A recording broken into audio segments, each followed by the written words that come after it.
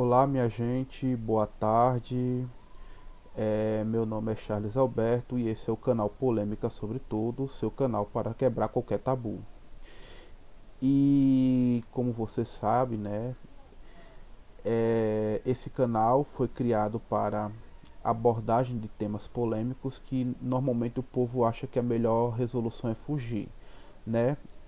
É tanto que ele não é um canal jornalístico para que você, no caso, possa esperar que eu aborde temas assim atuais. Não. São temas que normalmente o povo acha que é melhor não falar deles.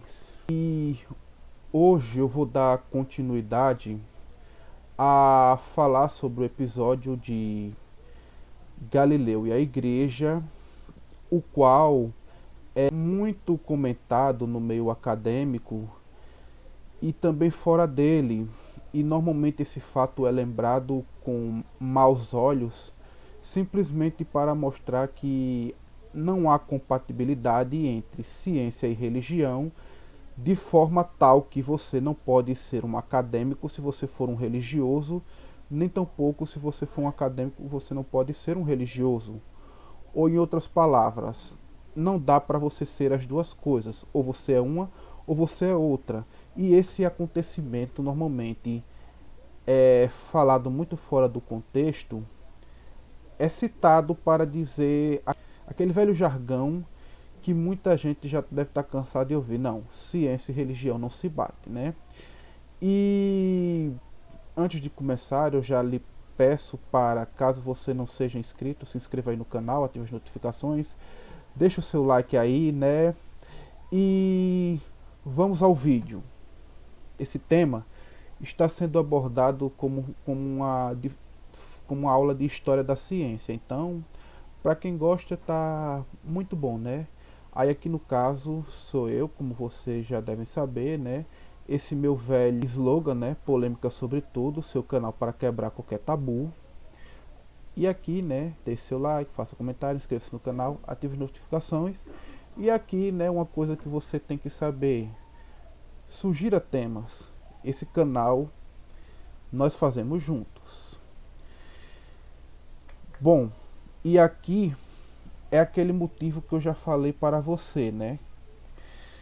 Que é o motivo pelo qual eu trouxe o tema, que é para que todos vejam, né, e entendam o que de fato aconteceu nesse episódio da história da ciência, para que Galileu fosse de fato condenado, porque muita gente vive repetindo essa velha ladainha de sempre.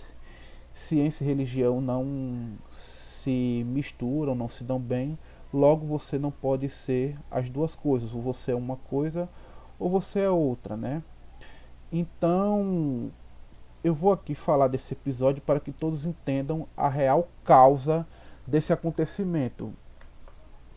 E aqui, como eu já tinha falado no vídeo anterior, nós vamos abordar esse acontecimento sobre a ótica de quatro contextos, né? O contexto histórico, que já foi falado no outro vídeo, o contexto sociocultural, que não vai ser o de hoje, né?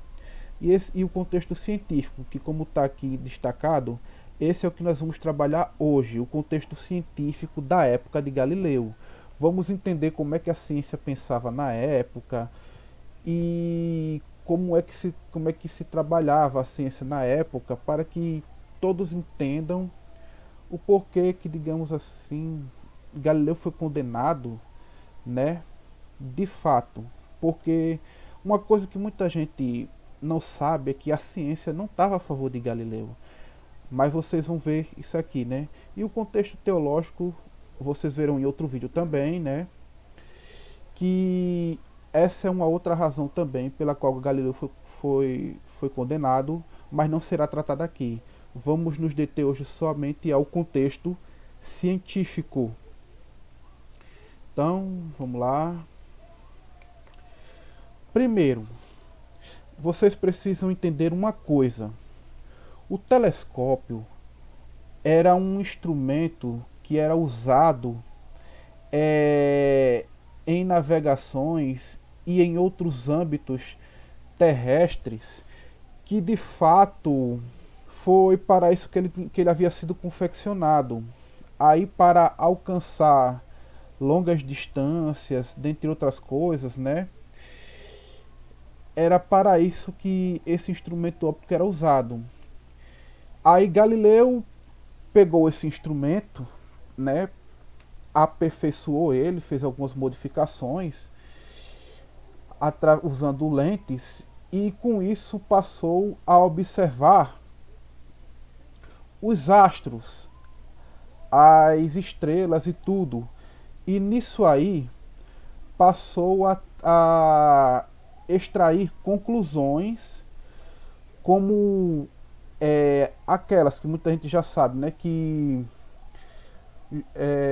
o Sol tem manchas, Júpiter tem satélites naturais e por aí vai. Só que tinha um porém. Primeiro, nessa época não existia conhecimento científico na área da óptica que fosse o suficiente para demonstrar e comprovar que esses instrumentos ópticos que Galileu começou a aperfeiçoar, de instrumentos ópticos utilizados em observações terrestres, não se tinha evidência de que eles eram assim tão eficazes ao ponto de alcançar o que estava naquela distância lá no universo, como ele achava que poderia, não se tinha. Então, obviamente, esses instrumentos não tinham apoio teórico para que demonstrasse que ele de fato era eficaz ao ponto de conseguir alcançar longas distâncias como aquela que está lá no mundo celeste. Que isso já esbarra em outro ponto. Eles acreditavam que as leis físicas que agiam lá no mundo celeste era diferente daquelas que estavam aqui. Ou seja, o mundo celeste era regido por um tipo de lei natural. Aqui, a Terra era regida por outro tipo de lei natural. Não se tinha evidência científica de que ambos os mundos eram governados pelas mesmas leis naturais.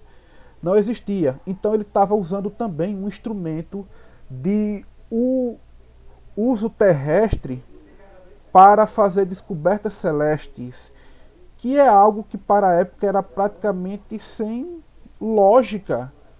Não tinha, não tinha lógica alguma ele pegar um instrumento de uso terrestre para fazer descobertas celestes. Não tinha lógica. E sem contar que esses instrumentos ópticos, né, as lentes eram de qualidade precária. Então, muito facilmente poderia ser entendida que tais manchas solares que ele enxergava, como também satélites naturais em Júpiter, dentre outras coisas que ele dizia enxergar através daquele instrumento de observação celeste, poderiam ser simplesmente defeitos das lentes. Ou, em outras palavras, não havia motivo científico dentro do uso da tecnologia do telescópio que Galileu tanto confiava, para afirmar que essas descobertas eram realmente resultado de um bom trabalho de pesquisa, ok? Outro ponto, né, que eu coloquei aqui: nem a ciência nem a teologia estavam a favor de um universo heliocêntrico. O modelo geocêntrico do universo, que foi incorporado pela igreja, foi incorporado porque assim era um modelo que foi aceito durante anos e que, de acordo com o senso comum da época, era o mais racional, certo? Então, qualquer teoria científica que fosse apresentada deveria apresentar, além de fortes evidências científicas, que confirmasse tal teoria, o que não estava disponível nem mesmo para Galileu, infelizmente, né? Deveria apresentar orientação teológica especializada para reinterpretar passagens bíblicas que sugeriam um modelo de universo geocêntrico, né? Que vocês vão ver quando eu estiver falando do contexto teológico, que essa parte aí, no caso, de certas passagens bíblicas que sugeriam um modelo de universo geocêntrico. Só que isso também não estava disponível para Galileu. Em outras palavras, nem a ciência, nem a teologia estava disponível para Galileu. Eu falei de um dos casos aqui, no caso do instrumento do telescópio, e entre outros motivos, né? Na época não tinha como se provar claramente que o Sol era estático, ou seja, que ele estava paradinho lá e os outros astros giravam ao redor, porque assim era uma coisa muito óbvia.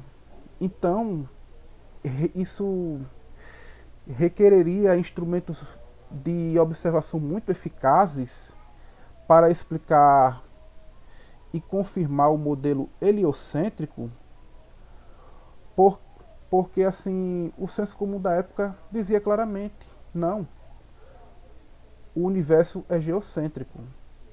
É tanto que assim esse modelo poderia até ser mais bonitinho para explicar certas coisas, mas foi para isso que ele foi aceito. Isso nos leva a esse outro ponto aqui, que eu coloquei aqui no caso como: beleza não põe em mesa e funcionalidade não significa realidade. Ou em outras palavras, o modelo de explicação ou teoria científica naquela época não deveria ser aceita simplesmente por ser esteticamente plausível, que no caso era o do modelo heliocêntrico. Ele era esteticamente plausível, ou seja, em termos de beleza, de estética, ele era mais bonitinho, mais compatível, era mais bonito para explicar. Só que ele não era necessariamente racional. Ele fugia ao senso comum. Então, assim, de acordo com Cadiel Bellarmino, um modelo útil e funcional não implicava numa realidade estrutural. E até o próprio Galileu chegou a dizer que a adesão ao copernicanismo era uma violência aos sentidos. Como é que, por exemplo, imaginem só você, como é que, por exemplo, você vai acreditar que o Sol está parado no universo, sendo que quando você vai observar, você vê claramente que é o Sol que está se movendo e não aparenta, a Terra não aparenta estar se movendo. É meio que, digamos assim, hoje para nós pode não ser absurdo porque muita gente já sabe disso, mas para aquela época era praticamente uma violência aos sentidos. Aí Deus ficou incumbido de ensinar esse modelo não como uma verdade cientificamente comprovada, mas sim uma hipótese científica matematicamente plausível, que era como os astrônomos daquela época também enxergavam o modelo heliocêntrico. Ou seja, os astrônomos daquela época enxergavam esse modelo como um modelo matemático plausível para explicar o movimento dos astros, não necessariamente como uma verdade científica comprovada acerca do sistema solar, do universo. Entenderam, pessoal? E os detalhes que vocês verão aqui é as referências bibliográficas. Aqui tem as referências bibliográficas, que foi de onde eu extraí tanto as fotos como também os conteúdos para formar todo esse material que eu disponibilizei para vocês. E vocês também verão que muitas das perseguições que aconteceu com Galileu porque também ele também foi arrogante e prepotente e de certa forma ele subestimou tudo que poderia acontecer com ele, que vocês poderão ver com mais detalhe nesses materiais que estão disponíveis aqui nessas referências bibliográficas, ok? Quem quiser tiver interesse é só parar o vídeo, vocês anotam tudo e podem pesquisar por si só. Como vocês viram, gente, Galileu, Galileu ele foi condenado por motivos racionais e a ciência não estava disponível para ele naquela época, como ele tanto acreditava. Tanto é que ele chegou, como vocês, quando forem olhar as referências bibliográficas que eu deixei aí, ele teve atitudes de arrogância, de soberba, de prepotência, o que de certa forma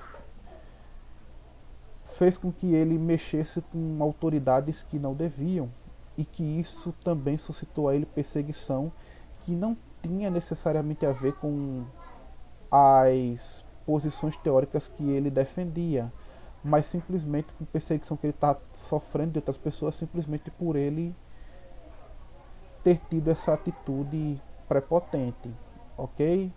E eu espero que tenha esclarecido muitos pontos aqui, né? E continue acompanhando o canal para que vocês possam receber vídeo novo, né? E assim vocês saberem que de muitos outros temas polêmicos da atualidade e antigos também, né? Então, se você gostou, deixa o seu like aí, ative as notificações, dê sua opinião, enfim, fique à vontade, tá certo?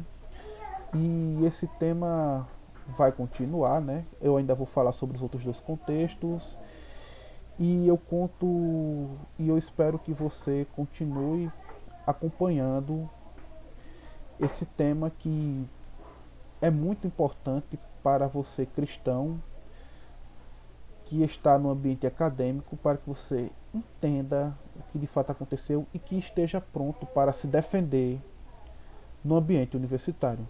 Eu fico por aqui, um forte abraço e fique com Deus.